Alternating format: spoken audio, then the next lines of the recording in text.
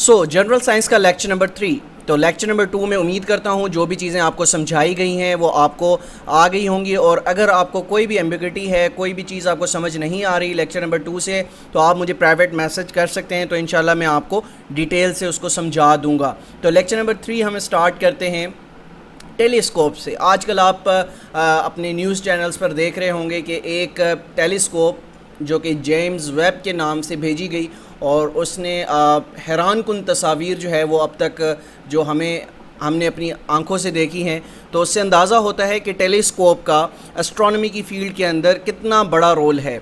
तो टेलीस्कोप को पढ़ लेते हैं कि टेलीस्कोप असल में है क्या। तो डेफिनेशन को देख लीजिएगा। What is telescope? An optical instrument design to make distant object appear nearer. अब इसको मैं आसान लफ्ज़ों में बता दूं कि बचपन में आपने देखा होगा, ये लफ्ज़ भी सुना होगा, और बचपन में एक खिलौने भी मिलते थे दूरबीन वाले, ठीक है, जिससे जो दूर वाली चीज़ होती थी वो नज़दीक नज़र आ जाती थी। तो टेलीस्कोप भी यूँ समझ लें कि एक दूरबीन है, an optical instrument design to make distant object appear nearer. ठीक है, आपको करीब करके डिस्टेंट ऑब्जेक्ट्स जो कि दूर मौजूद हैं वो करीब करके दिखा देते हैं। Containing an arrangement of lenses of or of curved mirrors and lenses by which rays of light are collected and focused and the resulting image magnified। ठीक है, तो अब काफ़ी किस्म की जो है वो टेलीस्कोप्स आपको मिलेंगी, जो कि 3 काइंड्स हैं, वो इंशाल्लाह हम आज के लेक्चर में पढ़ेंगे। गैलीलियो गैलीलाई जो कि साइंटिस्ट थे, was the first to make astronomical telescope. पहली एस्ट्रोनॉमिकल टेलीस्कोप किस शख्स ने बनाई? तो याद रखिएगा 1609 के अंदर गैलीलियो गैलीलाई ने वो टेलीस्कोप बनाई है, और ये इंपॉर्टेंट MCQs है, पास्ट एग्ज़ाम्स में पूछा जाता है, तो आपने भी ये याद रखना है। ठीक है, आगे बढ़ते हैं। काइंड्स ऑफ टेलीस्कोप, कितनी काइंड्स हैं टेलीस्कोप की वो देख लेते हैं। There are 3 main kinds of telescopes. ठीक है, 3 मेन काइंड्स हैं टेलीस्कोप की, वो कौन कौन सी हैं? सबसे पहले हम बात के जिक्र करते हैं रिफ्रैक्टिंग टेलीस्कोप का। This was the simplest telescope invented by Galileo Galilei in 1609। ठीक है, इसके अंदर कितने लेंसेज मौजूद थे? इसके अंदर 2 लेंसेज मौजूद थे। ठीक है, उसके बाद रिफ्लेक्टिंग टेलीस्कोप, दूसरी जो काइंड है टेलीस्कोप की वो है reflecting telescope. Astronomer usually use reflecting telescope. These contain curved mirror as well as lenses. The mirrors used to in reflecting telescope are concave। जो इसमें शीशा इस्तेमाल होता है, जो लेंस इस्तेमाल होता है, वो इसमें कौन सा लेंस इस्तेमाल होता है? कॉनकेव इस्तेमाल होता है। ठीक है, तो तीसरी जो किस्म है वो है radio telescope. It is instrument use to radio astronomy to pick up and analyze the radio frequency of electromagnetic radiation, ठीक है, of the extra terrestrial sources की जो है ये क्या करती है? ये यूजुअली आप समझ लें कि कम्युनिकेशन के हवाले से, फ्रीक्वेंसी के हवाले से इस्तेमाल की जाती है। ठीक है, तो हम आगे बढ़ते हैं। अब हम पढ़ते हैं द मोस्ट अमेजिंग ऑब्जेक्ट्स। ठीक है, ऑलरेडी मैं आपको प्लैनेट्स के हवाले से बता चुका हूँ कि प्लैनेट्स कितने हैं। तो प्लैनेट्स के हवाले से हम डिटेल से पढ़ चुके हैं कि कितने प्लैनेट्स हैं जिनका जिक्र हम करते हैं। तकरीबन 8 हैं। 8 कौन कौन से हैं? जिनमें मैंने आपको बताया कि इनर सोलर सिस्टम है जो कि 4 प्लैनेट्स पर मुहित है, फिर है आउटर सोलर सिस्टम है जो कि 4 प्लैनेट्स पर मौजूद है, और ये टोटल कितना बनता है? 8 प्लैनेट्स हैं। ठीक है, इसको तरतीब से याद करने का तरीका भी मैंने आपको बताया था, एक ट्रिक बताई थी जिससे आप इसको याद कर सकते हैं। फिर मैंने पिछले लेक्चर में आपको बताया था कि एस्ट्रोनॉमिकल यूनिट क्या है। एस्ट्रोनॉमिकल यूनिट क्या होता है? 150 मिलियन किलोमीटर के बराबर एक एस्ट्रोनॉमिकल यूनिट होता है। ठीक है, बार बार इसलिए ये चीज़ें बताता हूँ ताकि आपको याद रह जाएं।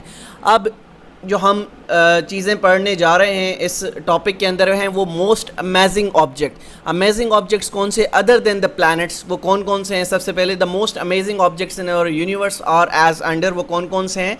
एस्ट्रॉइड्स होते हैं, आपने बचपन में बुक्स में भी पढ़ा होगा, साइंस की बुक्स में आप पढ़ते हुए आए हैं। और मेट्रॉइड्स होते हैं और कॉमेट्स होते हैं। सबसे पहले हम जिक्र कर लेते हैं एस्ट्रॉइड्स क्या चीज़ है। Asteroids are small rocky objects. ये स्मॉल रॉकी ऑब्जेक्ट्स हैं, छोटे छोटे स्मॉल रॉकी ऑब्जेक्ट्स हैं। फिर these are orbiting the sun, these are orbiting the sun between the Mars and Jupiter. अब इससे क्या मकसद है? अब ये सपोज़ ये मैं आपको छोटी सी मिसाल के ज़रिए समझा देता हूँ। ये है हमारा सन, फिर मैंने आपको बताया था कि इस सूरज के इर्द गिर्द फिर क्या हैं? हमारे ऑर्बिट्स हैं। ठीक है, ये इस तरह से ऑर्बिट्स आप देख लीजिए कि यहाँ पर होता है मरकरी, ठीक है, फिर होता है वीनस, फिर अर्थ, फिर मार्स, फिर जुपिटर। ठीक है। अब क्या है, एस्ट्रॉइड्स जो ऑर्बिट करते हैं वो कहाँ पर करते हैं, यानी मार्स और जुपिटर के दरमियान इस जगह पर वो ऑर्बिट कर रहे होते हैं, ठीक है, घूम रहे होते हैं किसके गिर्द, सूरज के गिर्द, ठीक है। तो ये चीज़ें आपने आसान लफ्ज़ों में मैं आपको समझाता हूँ ताकि आपको ये ज़हनशीन हो जाए और इसको लॉन्ग टर्म के लिए आप याद कर सकें। तो यहाँ से भी MCQs पूछा जाता है। वो किस तरह से MCQs बन सकता है कि बताएं कि एस्ट्रॉइड्स जो हैं वो किस बेल्ट पर मूव कर रहे होते हैं। तो ऑप्शंस मौजूद होते हैं, मार्स, जुपिटर या वीनस, अर्थ, इस तरह से ऑप्शंस आपको गिवन होते हैं। तो आपका अगर इस तरह से सवाल आ जाए तो आपका जवाब होना चाहिए कि मार्स और जुपिटर के दरमियान में एस्ट्रॉइड्स जो हैं वो ऑर्बिट कर रहे होते हैं, ठीक है। Asteroids are also called minor planets, ठीक है, इनको माइनर प्लैनेट्स भी कहा जाता है। यही वजह है कि जो प्लूटो हमारा एक सैयारा है जिसको नासा ने प्लैनेट्स की लिस्ट से निकाल दिया, वो इस वजह से निकाला क्योंकि नासा का ये कहना था कि प्लूटो जैसे बेतहाशा ऐसे प्लैनेट्स मौजूद हैं जो कि इससे ज़्यादा साइज़ में हैं और हम उनको कंसिडर नहीं करते एज ए प्लैनेट। तो ये बेहतर है कि हम प्लूटो को प्लैनेट्स की लिस्ट से निकाल दें, ठीक है। तो दूसरा जो हमारा टॉपिक है वो है meteoroids. Meteoroids is a tiny chunk of material floating in space that can inter earth atmosphere and become a Meteor, ठीक है। अर्थ एटमॉस्फेयर में जैसे ये दाखिल होते हैं तो ये क्या बन जाते हैं, मेटेओर बन जाते हैं। अब मैं इसकी एक आसान एग्जांपल आपको दूंगा। आप अपनी छत पर जाकर बैठ जाएं गर्मियों में और आसमान साफ़ होना चाहिए और आप 20 से 25 या 30 या 1 घंटा, 1.5 घंटा, 2 घंटा बैठे रहें और आसमान की तरफ आपकी निगाह होनी चाहिए। तो आपको टूटते तारे, यानी आपने देखा भी होगा, आप जब देखते हैं तो आप कहते हैं वो देखो टूटता तारा। असल में वो टूटता तारा क्या कहलाता है, वो टूटता तारा असल में मेटेओर होता है, ठीक है। तो जब वो ज़मीन की एटमॉस्फेयर में दाखिल होता है तो वो बर्न हो जाता है, जल जाता है। अगर वो ना जल जाए, अगर वो जले ना और वो ज़मीन पर आकर गिरे तो वो इतनी ज़्यादा तबाही मचाएगा कि आप और आपके ज़हनो वहमो गुमान में भी उतनी तबाही नहीं होगी। A meteor is also known as falling star, ठीक है। मेटेओर को और क्या कहा जाता है, फॉलिंग स्टार भी कहा जाता है। बहुत इंपॉर्टेंट MCQs है, पास्ट एग्जाम्स में आता रहा है, ठीक है। उसके बाद a burning meteor is popularly referred as shooting star, ठीक है, जिसको हम कहते हैं टूटता तारा, ठीक है। Most Meteor Burns before what, Burns before they reach the ground, यानी वो ज़मीन पर गिरने से पहले वहाँ पर जब वो अर्थ के एटमॉस्फेयर में दाखिल होते हैं तो जल जाते हैं। इसी वजह से हमारी ज़मीन को कोई नुकसान नहीं होता। सपोज़ अगर वो बर्न नहीं होते, मेटेओर अगर बर्न नहीं होता एटमॉस्फेयर में दाखिल होने के बाद, वो इतना भारी एक मास का टुकड़ा होता है जो कि अगर ज़मीन पर गिरेगा वो बहुत ज़्यादा तबाही मचाएगा, ठीक है। Meteors usually become visible at about 70 miles from Earth's surface. Suppose आपको जब टूटता तारा नज़र आता है या फॉलिंग स्टार नज़र आता है या शूटिंग स्टार नज़र आता है तो उसका जो फासला होता है वो तकरीबन ज़मीन से, यानी आप ज़मीन पर हैं तो 70 माइल्स दूर जो है उसका फ़ासला मौजूद होता है, ठीक है। जब आप उसको देख सकते हैं जब वो अर्थ सरफेस में दाखिल हो रहा होता है। दे मे वे एज़ मच एज 60 टन्स इनका जो है वो वज़न होता है। तो आप अब अंदाज़ा लगाएं अगर ये एटमॉस्फेयर में दाखिल होने के बाद बर्न ना हो, जल ना जाए, तो ये 60 टन जो वज़न है ये हमारी ज़मीन के किसी टुकड़े पर गिरे, किसी घर पर गिरे या किसी और जगह पर गिरे तो कितना नुकसान पहुंचाएगा, ठीक है। फिर उसके बाद है थर्ड, कॉमेट्स, ठीक है। अब comets are bodies made up of ice and dust, ठीक है। कॉमेट्स किस चीज़ से बनी होती हैं, आइस एंड डस्ट से बनी होती हैं। That move around the sun, most of them in highly elliptic orbits, ठीक है। हाईली इलिप्टिक ऑर्बिट्स में ये मूव कर रहे होते हैं, कहाँ पर, यानी सूरज के इर्द गिर्द, ठीक है। The comets head may be as large as 5 lakh miles across, इनका जो हेड होता है वो तकरीबन 5 लाख माइल्स अक्रॉस इनका बड़ा जो है वो हेड होता है, ठीक है। इसी के साथ साथ हम आगे बढ़ते हैं और देखते हैं कि सन के बारे में हम पढ़ते हैं, सूरज के बारे में पढ़ते हैं। अब तो हमने ये पढ़ लिया कि सूरज जो है, सूरज के इर्द गिर्द हमारे प्लैनेट्स घूमते हैं, ऑर्बिट्स में घूमते हैं। अब हम सन के बारे में भी पढ़ लेते हैं। सन के हवाले से बहुत ज़्यादा पास्ट में एग्ज़ाम्स में क्वेश्चंस आते रहे हैं तो इसको पढ़ लेते हैं। The sun is the central part of solar system. Sun क्या है, सेंट्रल पार्ट है किसका, सोलर सिस्टम का। फिर सोलर सिस्टम में हमारे प्लैनेट्स आ जाते हैं, सैटेलाइट्स आ जाती हैं। The sun is million miles across and hot, ठीक है। तो क्या है, ये बहुत मिलियन माइल्स अक्रॉस ये लंबा है, बड़ा है और ये हॉट है यानी गर्म है। Its important features are as under, जो कंपोजिशन है सन की वो देख लेते हैं। सन के अंदर यानी सूरज के अंदर 90% जो है वो क्या मौजूद है, 90% हाइड्रोजन मौजूद है, 8% हीलियम मौजूद है और हैवी एलिमेंट्स या अदर एलिमेंट्स 2% मौजूद हैं।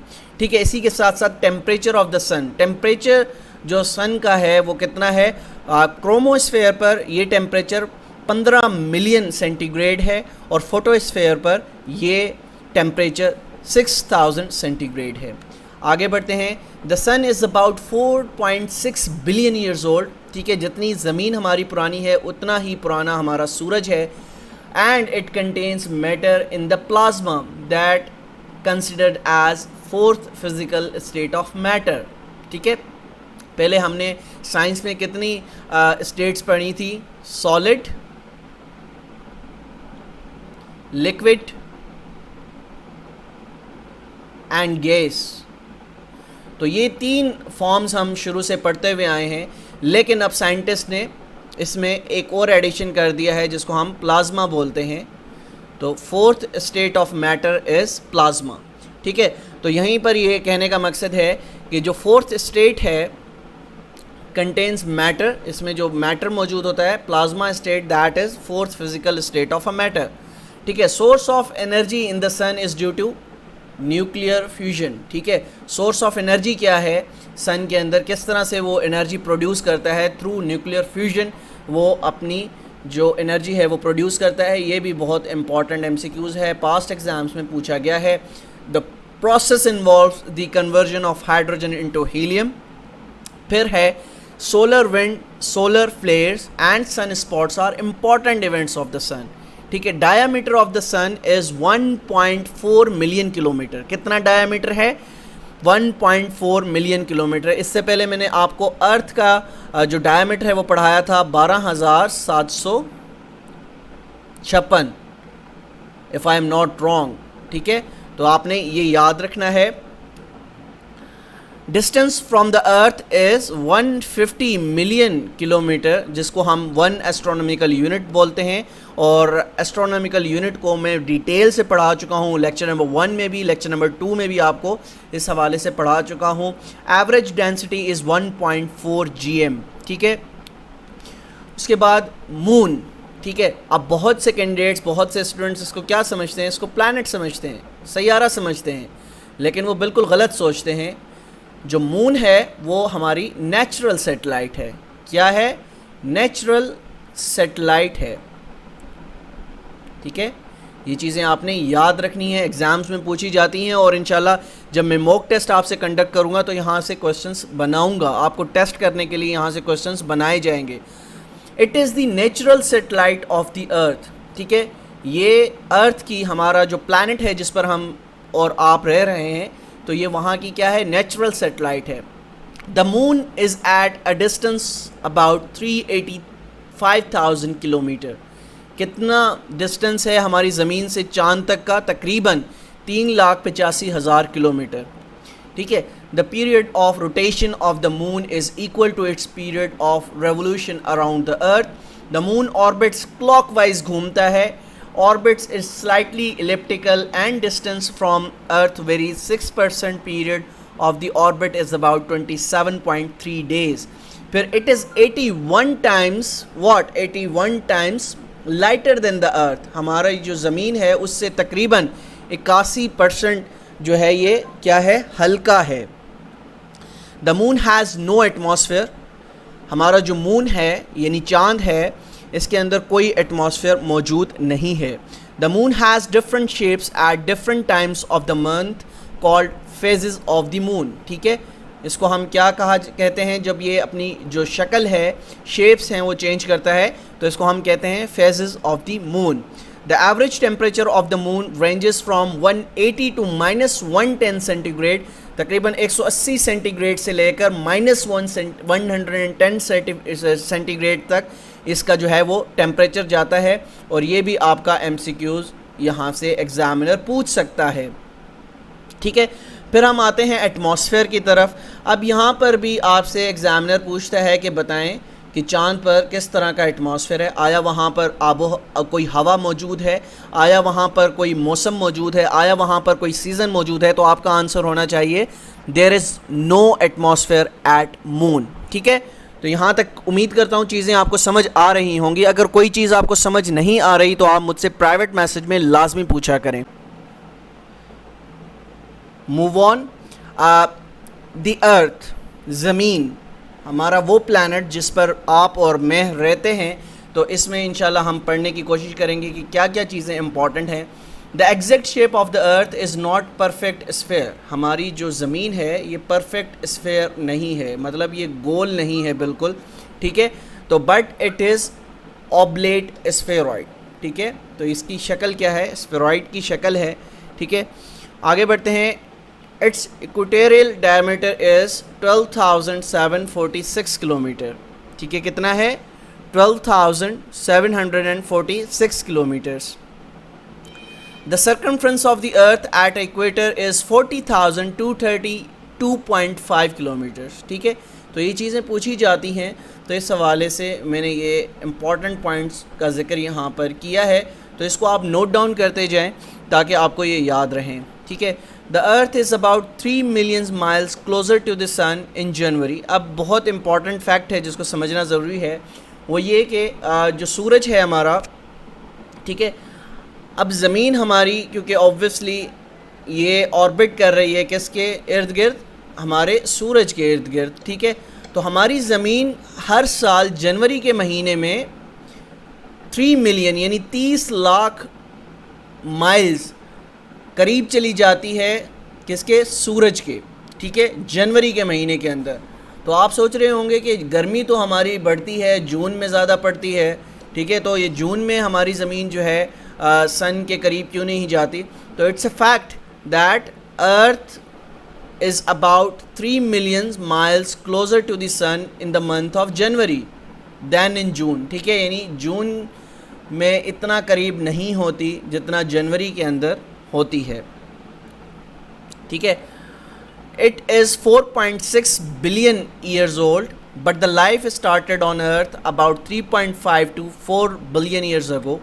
ठीक है, it's rotation period is 23 hours 56 minutes and 4 seconds। Revolution period is 365 days।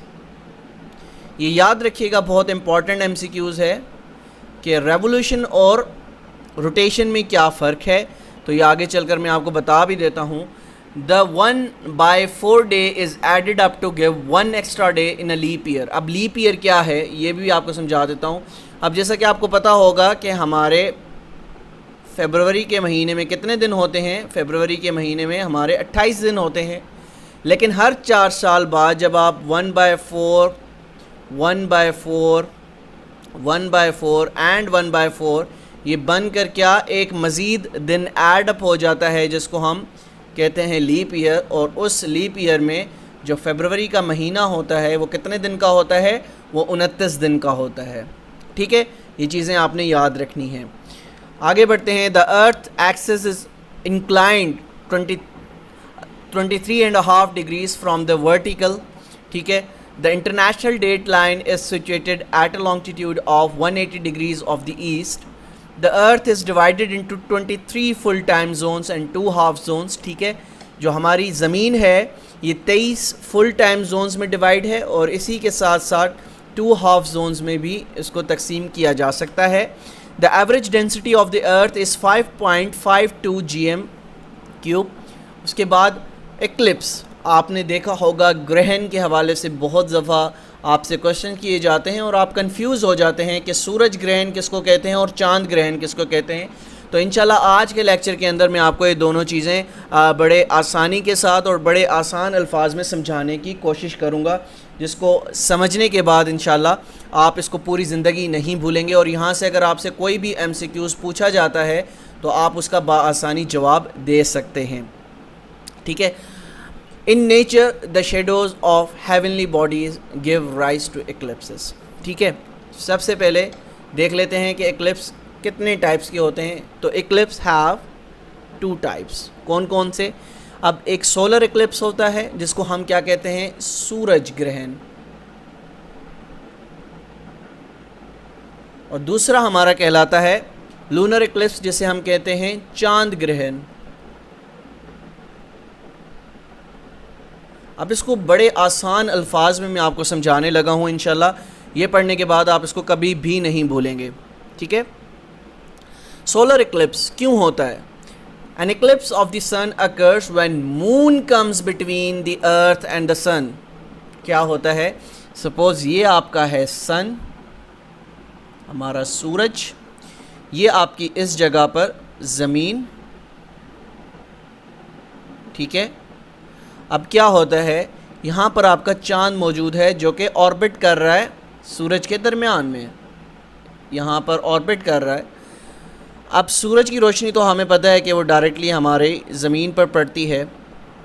अब क्या है, ये जो चांद है ये जब सूरज के बिल्कुल सामने से गुज़रता है तो ज़मीन पर शैडो पड़ता है, यानी शैडो पड़ने की वजह से हम कहते हैं कि सूरज ग्रहण हो गया है, सूरज को ग्रहण पड़ रहा है, ठीक है। तो when the moon moves to a position between the sun and the earth, it throws a shadow on earth, ठीक है। This shadow consists of umbral and penumbra। umbral और penumbra की सूरत में इन regions को हम पढ़ते हैं। अब umbral क्या है? umbral वो region होता है जहाँ पर हम completely ये witness कर सकते हैं कि सूरज ग्रहण हो रहा है, और वहाँ पर आपको वाज़े तौर पर नज़र आएगा कि सूरज ग्रहण हो रहा है और कंप्लीट सूरज ग्रहण हो रहा है और अंधेरा पड़ जाता है पूरी ज़मीन पर। वो रीजन क्या कहलाता है? वो रीजन कहलाता है अम्ब्रा रीजन, और पेनुम्ब्रा इसके अपोजिट है। तो पेनुम्ब्रा रीजन वो रीजन होता है जहाँ पर पार्शल इक्लिप्स देखा जाता है, यानी बिल्कुल नॉर्मल सा सूरज ग्रहण देखा जाता है, ठीक है। अब लूनर इक्लिप्स क्या है, ये भी आसान लफ्ज़ों में इंशाल्लाह समझाने की कोशिश करता हूँ। An eclipse of the moon occurs when the earth comes between the moon and the sun, ठीक है। क्या होता है, जब ज़मीन बीच में आ जाती है किसके? मून और सन के। अब आप ये जानते हैं कि मून के पास यानी चाँद के पास अपनी रोशनी तो है नहीं, ये रोशनी लेता है किससे? सूरज से। और जब इसके दरमियान में ज़मीन आ जाती है तो वो रोशनी कहाँ तक पहुँच नहीं पाती, यानी चाँद तक पहुँच नहीं पाती, और इस वजह से सूरज ग्रहण हो जाता है, ठीक है। आगे बढ़ते हैं। When the earth lies exactly between the sun and the moon, it throws a shadow on the moon, ठीक है। उसके बाद आगे बढ़ते हैं। The moon eclipse occurs during the full moon, ठीक है। जब भी चाँद ग्रहण होगा तो क्या होगा? वो फुल मून के दरमियान होगा। ये MCQs आपने याद रखना है। अब ये एक दो तस्वीरें हैं, इसमें आप देख रहे होंगे कि लूनर इक्लिप्स यानी सूरज ग्रहण हो रहा है और यहाँ पर चांद ग्रहण हो रहा है। तो आप इसको बासानी, यानी यहाँ पर आप देख रहे हैं कि चांद ग्रहण हो रहा है और यहाँ पर सूरज ग्रहण हो रहा है, तो आप इसको आसानी से देख सकते हैं, ठीक है। मज़ीद आगे बढ़ते हैं। डे एंड नाइट यानी रात और दिन किस तरह से चेंजेस होते हैं, तो थोड़े आसान लफ्ज़ों में आपको बता देता हूँ। The earth axis inclined at an angle of 66.5 degrees to the plane of its orbit around the sun, और the axis is inclined 23.5 degrees from the vertical, ठीक है। The earth makes two kinds of movement. Earth जो है दो तरह की movement करती है, एक होती है रोटेशन और एक होती है रेवोल्यूशन, ठीक है। What causes day and night is simply the rotation or spinning of the earth on its axis. The earth rotates from west to east. अर्थ क्या करती है? वेस्ट टू ईस्ट से मूव करती है, यानी वेस्ट से मूव करती है ईस्ट की तरफ। ये याद रखिएगा, इंपॉर्टेंट MCQs यहाँ से बनता है। उसके बाद at any movement of its rotation, half of the surface of the earth faces the sun and receives its light while other half is in total darkness, ठीक है। उसके बाद if the earth axis was not tilted, यानी earth का जो surface है वो tilted ना होता, every place would have 12 hours of day light and 12 hours of day darkness, ठीक है। तो 12-12 घंटे का दिन होता और 12-12 घंटे की रात होती। लेकिन क्योंकि हमारा जो अर्थ का एक्सेस है वो टिल्टेड है, इस वजह से हमारे यहाँ चेंजेस होती हैं टाइम में, ठीक है। The rotation the earth's revolution formation of seasons. The earth seasons change due to revolution. Seasons किस वजह से चेंज होते हैं? सीजन चेंज होते हैं आपके रेवोल्यूशन की वजह से। The movement of the earth around the sun is fixed path is called revolution. ठीक है, उसके बाद the earth revolve from west to east. ठीक है, यानी मगरिब से मशरिक़ की तरफ घूमती है, एंटी क्लॉकवाइज घूमती है डायरेक्शन में। ठीक है, उसके बाद the earth completes one revolution. Earth हमारी एक रेवोल्यूशन कितने वक्त में कंप्लीट करती है? 1 ईयर और प्रिसाइजली इन 365 डेज़। ठीक है, आगे बढ़ते हैं और ये आज का हमारा लेक्चर था। उम्मीद करता हूँ ये लेक्चर आप लोगों के लिए मुफीद साबित हुआ होगा। इंशाल्लाह नेक्स्ट लेक्चर में हम मज़ीद कुछ न्यू पढ़ेंगे और कोशिश करूँगा कि आपका क्योंकि 15 दिन हो चुके हैं तो आपका एक मॉक टेस्ट रखा जाएगा बहुत जल्द, और जो कुछ भी हम पढ़ेंगे वो उस मॉक टेस्ट में शामिल होगा।